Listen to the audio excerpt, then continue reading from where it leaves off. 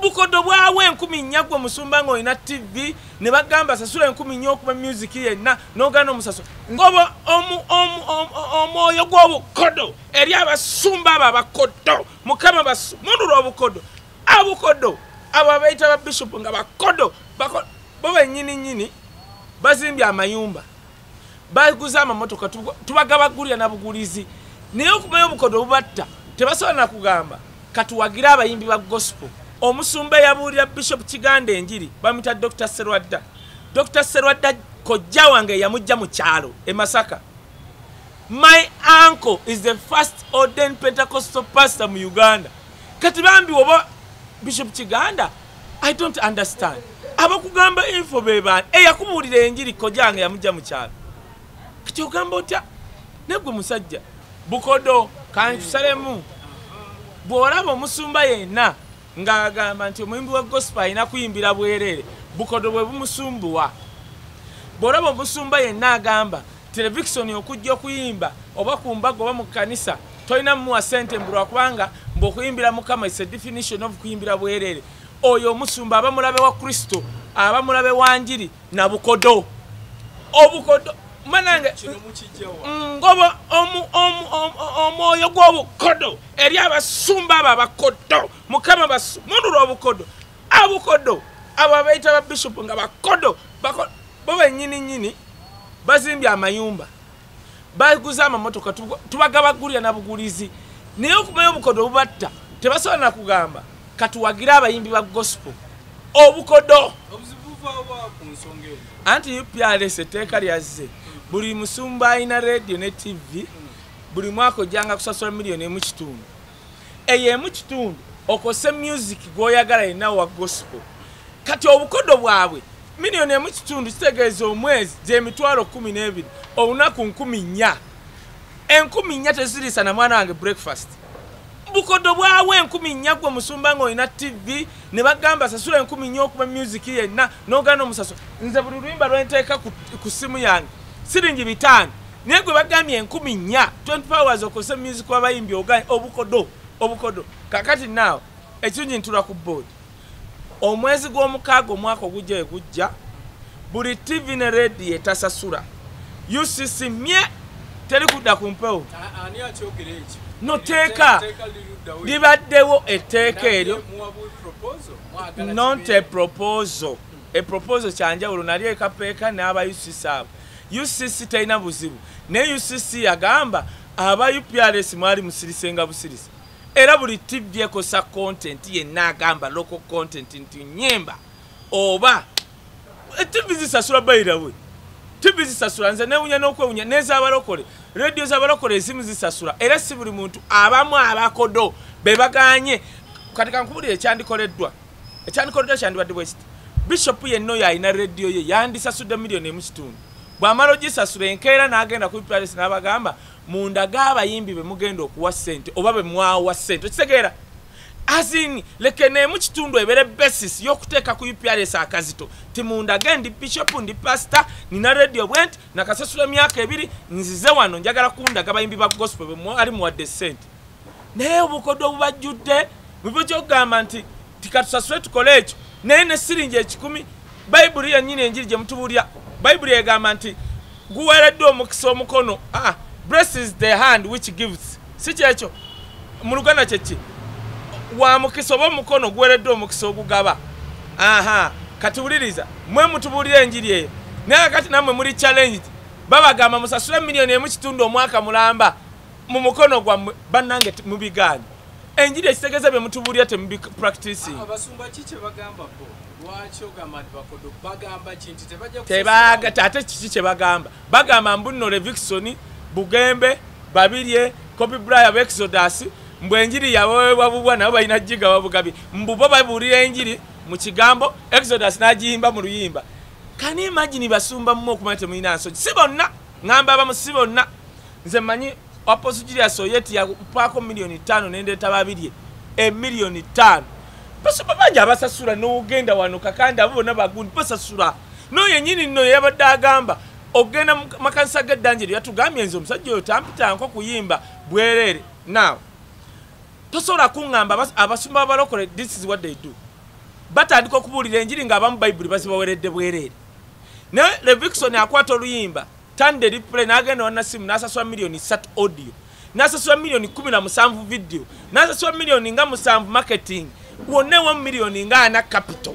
Gwoŋŋambe bakuwa bayibuli yabwere yo oluyimba lwa miliyoni 4 oŋŋambe mbone mwaweebwa buwa ewa. Ekyokubiri, lwaki mwogerera Katonda? Lwaki mwogera Yesu nti nno mulina kuyimbira bwe leka Yesu ajja akitugambe? Mwe lwaki mwe mukiga mwekamba buulira obukodo bali baba bugembe babatya? Nze ngenda basabira omuzimu gw'obukodo gubaveeko. I want to challenge bannange Pasakanya n'amalakera n'agamba mutajja kuzisasula. Nja katasula na kyogera Pasaka yanje. Tasula na kyogera kubanga badde atubuulira omukisa okumala emyaka n'emyaka. Tufunye omukisa okuva mu njiri kale Pasakanya ng'akeera ng'agamba mbu miliyoni 1.5 etawerera na mwana we na muzzukulu we mbwagano giwa abayimbi okweyagala. Abasumba abamu muve mwezi ebintu by'okwesiriwaza muswala mwaswadde dda. So miliyoni emu yekosezza abasumba. Naye ba bishop ba Protestant bana bakugaana genda wali na mirembe balina radio yaabwe yo yagaye banaye temututeeka mu ebyo ffe tusasula ddi baba yogedde radio yaabwe aba Protestant babadde wali genda wali ku Sapienza bagambye bakatuliki. Can you imagine nemu abalokole ffe tuswala oli yayisa abayimbi n'atandika okuvuma wisdom talina musumba si mulokole. Kankiddemu musumba. Kankiddemu musumba kubanga nawulidde bakyogeredde mu church ya Bishop Kiganda. Omusumba yabuulira Bishop Kiganda enjiri bamita Dr. Serwadda. Dr. Serwadda kojja wange yamujja mu kyalo e Masaka. My uncle is the first ordained Pentecostal pastor mu Uganda. Yes, okusumba Makerful Gospel Church. Ndabye abasumba mu ddiro lyaffe Pastor Namutebi ewaffe tatuula ku ntebe because of the respect. Kati bambi oba Bishop Kiganda, I don't understand. Abakugamba info beba yakubuulira enjiri kojange yamujja mu kyalo. Kati ogamba otya negwe musajja Katonda nga tannaba kwogera nammwe asuuse mu nnyumba yaffe oŋŋambe negwe eno gwolowooza tuli nnyumba ya Eri mama tuva mu nnyumba ya Jesse Kabaka Daudi otositegeera kati kankubulire kati mwe abayimbi wa omanyi kye bakola buli musumba ojana kunyiza wobyogera ebyo byonna kasi twabiwulira dda buli musumba avaayo ng'agamba nze nameekinga babire nze nameekinga bugembe ojja olabe omusumba ayogera ku muyimbi omulala baani nga babatuliisa bwe kankubulira ekintu kimu waliwo omwana mu kyaki eyo yayagala okuwasa ng'abadde Asha asimula toyi asimula ekkanisa akolaki bwe atuuka okuwasa ekyamukwasa obusungu kumusaba gundi wedding fee mu church ng'abadde akola gwomanyi abadde muweereza nga kubino nti nojja n'otula butuuzi naye ng'akola alongosa ne bamusaba wedding fee abantu tebalina na nsonyi nze kambabule era mmwe nsaasira abaana abalokose ku mulembe guno kubanga buli omu akwesimba mu maaso mbu pasita pasita buli pasita yenna muswala ebyawa gwe temukuba wali ba Levikson babugembe mbuli ayo TV y'abalokole nti eyamaking let me tell you ebyo boogera beekaza bwekaza ebivulu babugembe oli anioni oli Bet Namaganda oluyimba lwasooka crossinga kuva mugundi mbalokole ne lugenda ku TV zammwe eza Sachura ne bamanya Bet Namaganda muleme kwesiba ku bantu. Ekyokubiri kambabuulire lwaki mba muleeta abayimbi b'e Bulaaya mubawa mitwalo gya $. Obwo obukodo ngenda kugoba omuzimu gw'obukodo ngenda kulwana nagwo ngugobe ku basajja ba Mukama si bonna naye abamu omuzimu gw'obukodo. Uganda has over 6 huge rivers. Uganda has Lake Victoria. Uganda has flora and fauna. How have we as artists used this to create a particular sound that is uniquely Ugandan? So as we celebrate today, as we know that our future is clear with UPRS, that there's a restructured UPRS with very clear goals. Let's start thinking about getting into the international space and competing through technology, competing through innovation and creation of ideas, musical ideas that will make Uganda the power that it deserves. I say all this for God and my country, and I thank you.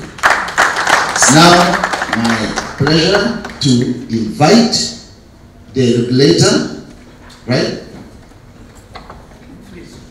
Yes, to come and address the Nalonde watu wesimbawo abantu Julius Kyazebani naye nemba kuba akalulu abayimbi ne bannonda aba gospel n'abatali ba gospel. Now kati sikulonda kufuna bufunyi bifo ne batulonda tujja ntukolera abayimbi omwaka mulamba ngumalako gugwako mwezi gwa 11 kati ekisooka kikyenkoze ne bannange batonda ne Justin Bash Juliet Sesanga Selumaga Justin Bash ye Bawarena. Now chiche tukoze ne Dr. Nawe omuwandisi w'ennyimba chiche tukoze twasoka ndugamba UPRS soko lindo okusoloza sebo otugambe osoloza sente oditamininga otya bebe kuro funa milioni ka milioni ekyo kyali kizibu ne katona natuyamba management empya eriwo nita netwe ebyuma kati sente bagenda zifunanga basinza ku rotation y'ennyimba ku ma radio ne ku ma TV.